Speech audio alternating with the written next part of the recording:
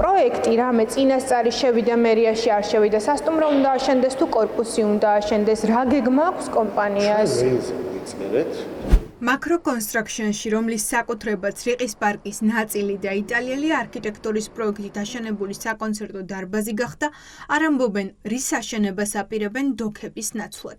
მერიამ ნგრევის ნებართვა გასცა, მაგრამ ახალი პროექტი არათუ არ შეუთანხმებია, მფლობელს არც კი შეუტანია. დღეს კომპანიის ოფისში იმის გასარკვევად მივედით, თუ არსებობს პროექტი ან კონცეფცია მაინც, რა უნდა იყოს დედაქალაქის შუაგულში. რა უნდა აშენდეს? სასტუმრო უნდა აშენდეს, კორპუსები უნდა აშენდეს, რესტორნები უნდა აშენდეს. რამე გეგმა არსებობს, იმიტომ რომ company gonna do it about information to Yes, she's asking what will be building there. And ჩვენს ადმინისტრაცია და შესაბამისად, როდესაც კომპანიას ექნება ეს ყველაფერი პროექტი დამუშავებული, რა თქმა უნდა, გასაჯაროებენ. ანუ ჩვენ არ გვაქვს ინფორმაციას, გასაჯაროებენ ამ ყველაფერს და მოგაწოდიან. 15000 კვადრატული ტერიტორია იყიდა კომპანიამ, ხო? რაღაც შეთანხმება თუ არ არსებობს, რა შეიძლება აშენდეს ამ ტერიტორიაზე, ამ ხელა ინვესტიციას არავინ არ განახორციელებს, ლოგიკურია მგონი. ანუ ეს არის ურთიერთშესახვედრი. აქ არავინ არ არის, ვინც შეიძლება პასუხი Macro Construction-ის ოფისი მათივე ახალი მშენებლობის ტერიტორიაზე მდებარეობს. რიყის დოქების მფლობელი კომპანია შინაგან საქმეთა სამინისტროს გვერდით ახალ კორპუსებს აშენებს. რადგან ოფისში პასუხები არ აქვთ, ცხელ ხაზზე ვცდილობთ იმის გარკვევას, რას უპირებენ რიყის პარკის ნაწილს, რომელიც მათი საკუთრებაა. დემონტაჟი დაწყებულია და კითხვები გვაქვს რა უნდა აშენდეს ამ ტერიტორიაზე, სასტუმრო, კორპუსი თუ რა პროექტი არსებობს. მე ვერ გაგცემთ ამასთან დაკავშირებით პასუხს, მოვინიშნავ და გადავცემ ჩვენს მარკეტინგ. კარგით, გელოდებით, მაშინ დამიკავშირდნენ. პირველების კითხვებს არ უპასუხა არც თურქი ბიზნესმენის ემინ უჩარის წარმომადგენელმა, რომელიც დოკუმენტებს აწერს ხელს. რიყედომს Macro Property ფლობს. ამ კომპანიას Macro Construction-ი, რომელიც სრულად ემინ უჩარს ეკუთვნის. ის ნახიჩევანში გამდიდრებული თურქი ბიზნესმენია, რომლის აზერბაიჯანელ დიქტატორთან კავშირების შესახებ აიფაქტი წლების წინ წერდა. ჩნდება კითხვა, როგორ იყიდა თბილისის ცენტრში რიყის პარკის ტერიტორია ინვესტორმა ისე, რომ წინასწარი პროექტი არ აქვს. ვინც ეს თავის თავზე აიღო, ასე ვთქვათ, ბუნებრივია ეს ხდება ხელისუფლებასთან შეთანხმებით, პირადად ქალაქის მერთან. თვითმიზანი არის უბრალოდ ამ დოქების მოშლა, რადგან ვიცით რომ იმ ერთადერთ ადამიანს პასუხი უნდა გასცენ, იქნება ღვინის დოქების მაგვირად, ღვინის კასრები უნდა დადგას შემდგომ, ან შამპანიურის ბოთლი უნდა დადგას ვინმე. პროექტი არსებობს ბუნებრივია საომავლო გეგმები, არათუ 20 მილიონის, არამედ ჩუქებით 1 ლარის შემთხვევაშიც კი ბუნებრივია ასეთი რამ არ ხდება.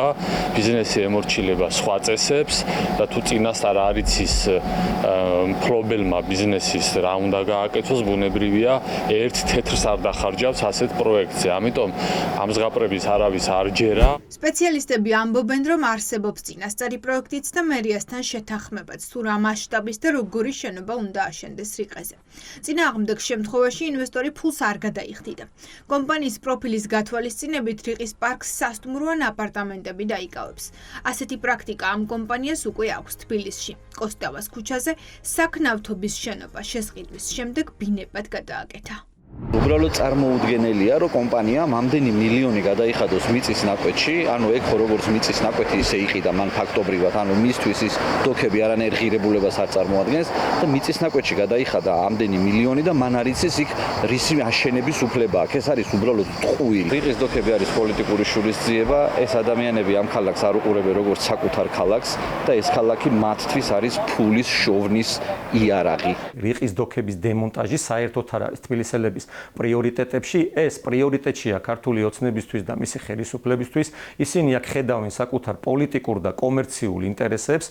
მათი ინტერესია რომ ამ ადგილას ჩადგან რამე ისეთი ობიექტი, რომლისგანაც მიიღებენ სარგებელს და მთელი ეს ძალისხმევა მიმართულია სწორედ ამისკენ, თორემ რეალურად თბილისელების ინტერესი რომ აინტერესებდეს თბილისის მერიას და კახა კალაძეს, დემონტაჟ გაუკეთებდა იმ კორპუსებს, იმ ავარიულ შენობებს, რომლებიც ყოველდღიურად თბილისელების ჯანმრთელობასა და სიცოცხლეს უქმნიან მნიშვნელოვან საფრთხეს.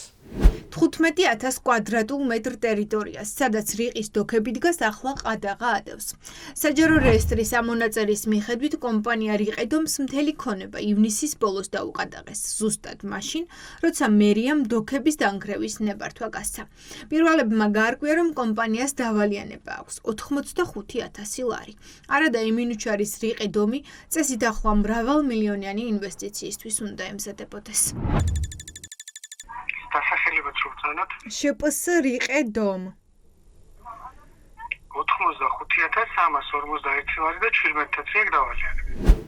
ქართულმა ოცნებამ პასუხისმგებლობა დოქების მფლობელ კომპანიაზე გადაიტანა. კალაძე ამბობს, რომ პროექტი ჯერ არ აქვს.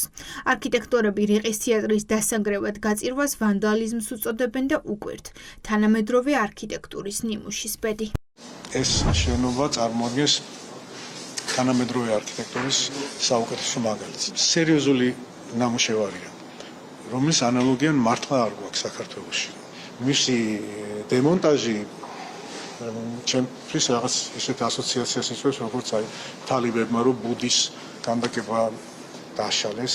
თბილის და საქართველოს კარგი ხელისუფლება რომ მყავდეს, ამის როგორც კაპიტალის გამოყენება შეიძლებოდა, როგორც პირდაპირ მნიშვნელობით შენობის გამოყენება, ისე ამ სახელის გამოყენება. პოლიტიკური ინტერესიც არის, რომ ძველი მმართველობის კვალი გააქრონ, მაგრამ ჩემი აზრით უფრო დიდი ინტერესი არის ფინანსური, რომ რიყედან ამოიღონ ფული.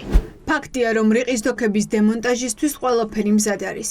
მიუხედავად იტალიელი არქიტექტორების მოთხოვნისა, რომ გრევა გააჩერონ და მათ პროექტს სხვა ადგილი მაინც უპოვონ, პასუხები არსად ჩანს.